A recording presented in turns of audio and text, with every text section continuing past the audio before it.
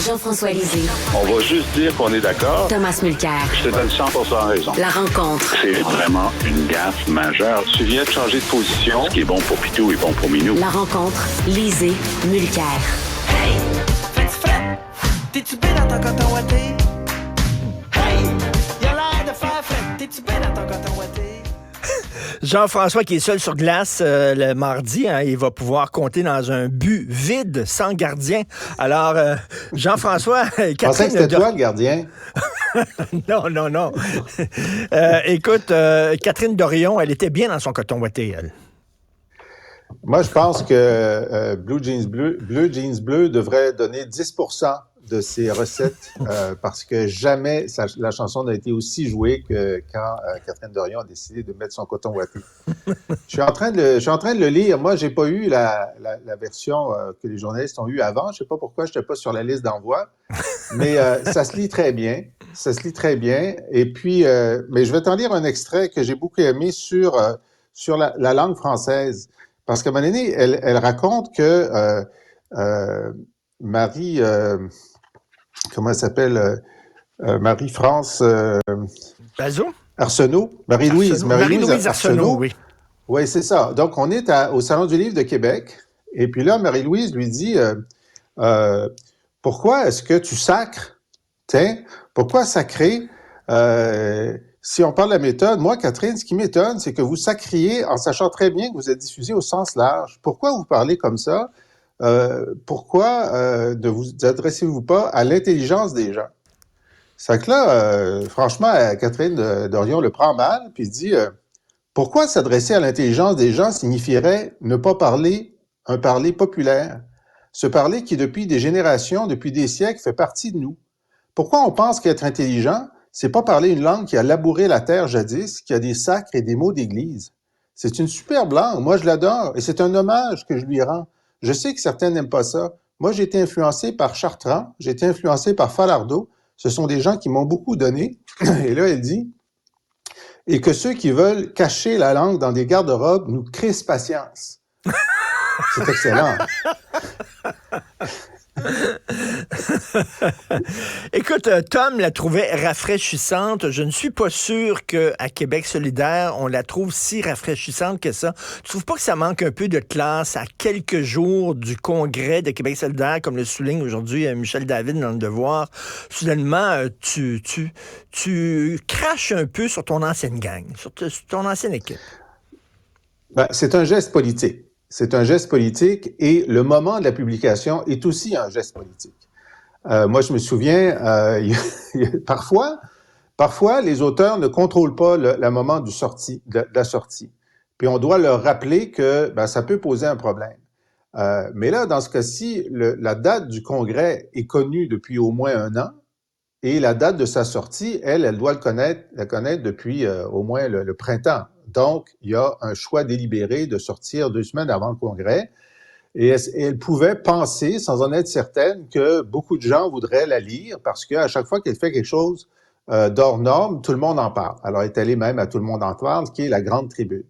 Je vais te raconter, une fois, Lucien Bouchard sortait un petit livre et là-dedans, il disait, comme d'habitude, un peu de mal du Parti québécois. Et ça devait sortir juste avant une élection de Pauline. Je pense que c'était en 2012. C'est que là, j'appelle ses amis puis j'ai dit, tu sais, on peut-tu lui demander de reporter la publication de 3 semaines, que ce soit après l'élection? Parce que Lucien Bouchard intervient, critique le PQ dans la dernière semaine de la campagne. On va parler de ça pendant 3 jours. Est-ce que c'est ça qu'il veut? Bon. Puis il l'a reporté. Pour une fois, il a fait une fleur au Parti québécois. Il dit, je dirai du mal de vous, mais pas au moment le pire. Mais j'en dirai quand même. Bon. Alors, tu vois, ça se fait. On peut le faire quand on le désire. Mais Jean-François, moi, j'ai travaillé pour des entreprises. Là, je travaille, pour Cube Radio, pour Québécois. Si jamais un jour je quitte Québécois où on me montre la porte, je commencerai pas à laver mon linge sale en famille. Je me sentirais très mal de ça. Toi, t'es plus au PQ. Tu aurais plein de choses à raconter sur des dissensions internes, des gens qui t'ont fait des mauvais coups, qui t'ont poignardé dans le dos. Tu aurais des comptes à régler, tout ça. T'es un gars avec une certaine classe, tu feras pas ça. À un moment donné, il y a des choses qui ne se font Pourquoi pas. tu dis ça? De quoi tu te mêles? Veux-tu crisser patience? Écoute, moi, je comprends ce que tu dis. Et puis le geste politique qui est posé, c'est un geste politique qui est assumé. C'est clair qu'elle pense que l'avenir de Québec solidaire, ce n'est pas Gabriel Nadeau-Dubois, et elle veut peser sur la décision. Puis peut-être qu'elle va avoir la tête de GND, mais tout à l'heure, on parlera de la réponse de GND. Alors moi, je suis quelqu'un, j'ai été journaliste, maintenant je suis chroniqueur, j'écris des bouquins d'historiens amateurs. Je veux que la vérité sorte. Je veux qu'on sache ce qui s'est passé derrière les portes closes. Et comme, effectivement, il y a de la mise en scène dans la politique, parce qu'il faut présenter un front uni, on sait que derrière le front uni, il y a toutes sortes de choses qui se passent, qui font partie de l'histoire, et on a un devoir de témoignage. Alors moi, je sens que j'ai un devoir de témoignage. Il y a des gens qui n'arrêtent pas de me dire, bon, mais quand est-ce que tu écris ton livre sur tes années avec Parizeau puis Bouchard? Puis je leur dis, je vais l'écrire. C'est sûr que je vais l'écrire, mais là, je suis bien occupé à autre chose. Et je sens que j'ai un devoir de mémoire et ça va être très positif pour certains, négatif pour d'autres et en demi-teinte pour un certain nombre. Bon, parce que je vais écrire la vérité. Et donc, une fois qu'on accepte qu'il y a un devoir de mémoire, puis moi, je trouve que les libéraux écrivent pas assez. Les péquistes écrivent énormément. Les libéraux écrivent pas assez. Alors, je salue à chaque fois qu'il y a un libéral qui écrit un livre intéressant, puis je leur dis, dites-en plus. On veut savoir ce qui s'est passé dans le cabinet Charest, dans le cabinet Couillard, dans le cabinet Bourassa, bon, etc. Mais effectivement, le moment de la sortie est important. Et le moment de la sortie, est-ce que c'est un moment où tu vas peser sur la vie politique de ton parti? Et si oui, ben, est-ce que c'est ce que tu choisis? Et dans ce cas-ci, je pense que Catherine Dorion choisit de peser dans l'avenir de son parti. On peut être en désaccord avec ce qu'elle dit, avec ce qu'elle fait, mais je défends son droit à le faire. Voilà. Mais quand tu étais chef du PQ, moi, j'avais l'impression que tu te mettais au service de ton parti. J'ai l'impression, avec Catherine Dorion, même lorsqu'elle était à Québec solidaire, c'est Québec solidaire qui était au service d'elle. Il y a une équipe qui comptait, c'est Team Catherine Dorion. Bon, c'est le débat qui est en cours. Petit problème. Nous avons perdu Jean-François Lisée. C'est peut-être Québec solidaire qui ont tiré sur la plug. Oui, OK, on continue. J'ai de retour. OK. Donc, il y a des gens qui disent ça. Puis c'est sûr que sa visibilité est très grande. Maintenant, quand on lit son livre, elle considère qu'elle est au service du peuple. OK? Et que les autres à Québec solidaire n'étaient pas suffisamment au service du peuple ou, je vais corriger, ne s'y prenaient pas correctement pour être au service du peuple. Évidemment, la vision du peuple qu'ont les radicaux, c'est eux, ils représentent le peuple et les autres, disons la CAQ ou les libéraux puis le PQ, ne représentent pas le peuple. Okay?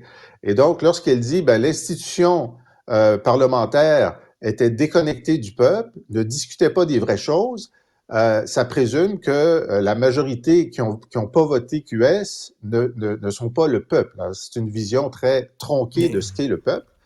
Et elle disait, puisqu'il faut parler des vraies affaires, le stress, la santé mentale, le fait que c'est le capital qui nous contrôle, etc., le changement climatique, puis qu'on n'en parle pas assez, que l'institution n'en parle pas, parle de d'autres choses, des crédits d'impôt pour les aidants naturels. Elle dit, c'est pas que c'est pas important, mais c'est pas la chose la plus importante.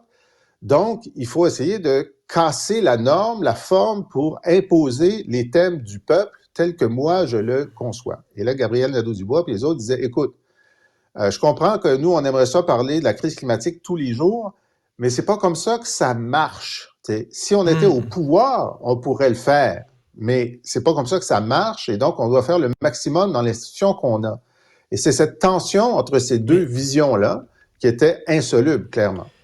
Et là, bon, elle a dit, Gabriel Nadeau-Dubois, il est égoïste, travaille pas beaucoup. Il y a un gars qui travaillait avec Catherine Dorion, il dit, je m'excuse, mais c'est toi qui étais vraiment souvent absente, qui travaillait pas beaucoup. Et là, il y a un troisième qui arrive, un autre de Québec solidaire, qui dit, là, je m'excuse, mais le gars qui accuse Catherine Dorion de pas travailler, il protège Gabriel Nadeau-Dubois. On sait bien, entre gars, on se protège. Le problème avec Québec solidaire, c'est que c'est le patriarcat, c'est un parti macho, puis ça. Puis là, au cours des prochains jours, c'est de ça dont on va parler. Elle fout le bordel dans son parti, là. C'est certain qu'à partir du moment où tu es dissident à l'intérieur de ton parti, tu crées une controverse. Maintenant, parfois, il y a des controverses qui sont créatrices, puis il y a des controverses qui sont destructrices. Alors là, ça, c'est trop tôt pour le dire. Et cette idée qu'on sait bien, c'est les gars contre les filles, parfois c'est vrai, parfois c'est faux, parfois c'est seulement un paravent. Donc, j'ai hâte d'entendre Ruba Gazal, Émilie Stérien et Christine Labrie. Et là, ces trois femmes-là qui se présentent au vote là, dans 2 semaines, sont un petit peu acculées au pied du mur de dire, qu'est-ce que vous en pensez, vous? Vous étiez avec Catherine Dorion pendant 4 ans. Est-ce que vous êtes d'accord avec elle? Vous n'êtes pas d'accord avec elle? Bon. Gabriel Nadeau-Dubois, dans son texte hier, il a décidé de ne pas faire d'entrevue. C'est une bonne décision. Il a décidé d'écrire son texte. Le texte, il est écrit au scalpel. Le texte, il est parfait. Il est parfait. C'est très difficile à écrire. Et il a suffisamment d'empathie. D'abord, il reconnaît qu'il y avait des difficultés, qu'il y avait des désaccords. En plus, Catherine Dorion explique qu'elle avait des problèmes de santé et de santé mentale, donc elle était en burn-out, etc. Puis qu'elle dit, c'est pas normal que qui que ce soit doive être dans cet état-là alors qu'il travaille pour le peuple, pour les élus et encore plus à Québec solidaire. Il est très triste de ça, mais il dit, moi, je pense que tous les jours, au sein du Parlement, des commissions parlementaires, lorsqu'on fait avancer des idées, qu'on passe des amendements qui ont un impact sur les shops d'usines, dans les chantiers, pour avoir plus de santé et sécurité pour les travailleurs, ça a un réel impact, même si c'est pas la révolution. Bon.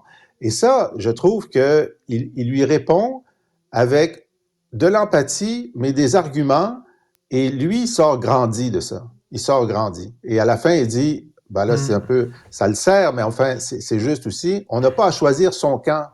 On est tous du camp de Québec solidaire. Sauf peut-être Catherine qui n'a pas renouvelé sa carte. Bon, elle aurait dû, à mon avis, elle aurait dû renouveler sa carte. Mais elle a voté pour Sol Zanetti à la dernière élection. Elle est dans sa circonscription. Alors, c'est ça. Moi, je trouve que GND sort un peu grandi de ça. Et puis, lui, on va voir l'impact lors du vote pour si les gens vont voter pour lui ou pour la chaise, c'est-à-dire qui est l'autre option c'est un genre de vote de confiance pour Gabriel Nadeau-Dubois. Et là, on va connaître le résultat des courses à ce vote de confiance. Écoute, en terminant, j'aurais aimé ça en parler aussi avec Tom, mais je veux lui en parler demain. C'est ce texte dans The Gazette de Aaron Derfel. Aaron Derfel, c'est un des meilleurs journalistes au Québec. On le sait, c'est lui qui a sorti l'histoire du CHSLD Aaron à l'époque. C'est un très grand journaliste. Il circule sur les médias sociaux une liste de commerces détenus par des Juifs. Écoute, là, c'est Berlin dans les années 30, là, et parce que les gens vont savoir quel commerce boycotter. On se souvient d'Amir Kadir, qui était devant un pauvre vendeur de souliers une fois par semaine au coin de Saint-Denis et je crois que c'était Marianne au Duluth, parce que le gars vendait des souliers qui avaient été fabriqués en Israël, des pantoufles, en fait. J'en avais acheté d'ailleurs. Moi, j'étais allé à son commerce, puis j'avais acheté les pantoufles pour les encourager. Donc, alors, qu'est-ce que tu penses de ça, toi, une liste de commerces détenus par des Juifs qui circulent dans les médias sociaux? C'est absolument dégoûtant. C'est absolument dégoûtant, c'est abject. Et je ne sais pas qui a fait cette liste-là, puis qui est responsable. Je veux dire, c'est un appel à l'antisémitisme. Puis moi, si j'avais la liste, je ferais exprès d'aller acheter dans ces commerces-là pour les soutenir, parce qu'en ce moment, la communauté juive a besoin de soutien, a besoin de solidarité, a besoin de savoir que si tu es juif, tu n'es pas responsable des bombardements à Gaza. Si tu es juif à Montréal, tu es un observateur, tu peux être solidaire avec Israël, mais c'est pas toi qui es responsable. Puis si tu es musulman à Montréal, tu n'es pas membre du Hamas. Puis, il faut se mettre ça dans la tête, puis il faut le dire, puis le répéter. Puis il faut le répéter dans les mosquées, il faut le répéter dans les synagogues, puis il faut le répéter dans les universités, puis il faut que les profs... Puis moi, je dis, pourquoi il n'y a pas un appel du premier ministre aux profs et aux associations étudiantes? Vous avez une responsabilité que vos associations, vos assemblées fassent le débat vif, mais dans le respect de l'autre et surtout dans le respect de la vie de l'autre. Voilà, qu'est-ce que tu veux qu'on dise de plus? Ben non, c'est extrêmement inquiétant ce qui se passe. Merci beaucoup, Jean-François. On se reparle demain avec Tom cette fois-là. Merci. À demain, merci. Si vous voulez vous faire parvenir, vous procurer le dernier ouvrage de Jean-François Lisée, Par la bouche de mes crayons, c'est un excellent recueil de ses meilleures chroniques dans Le Devoir, avec des textes inédits aussi, ou vous abonnez entre autres à son excellent balado au cours duquel il revient sur les grandes dates de l'histoire du Québec. Allez sur laboîtealisée.com.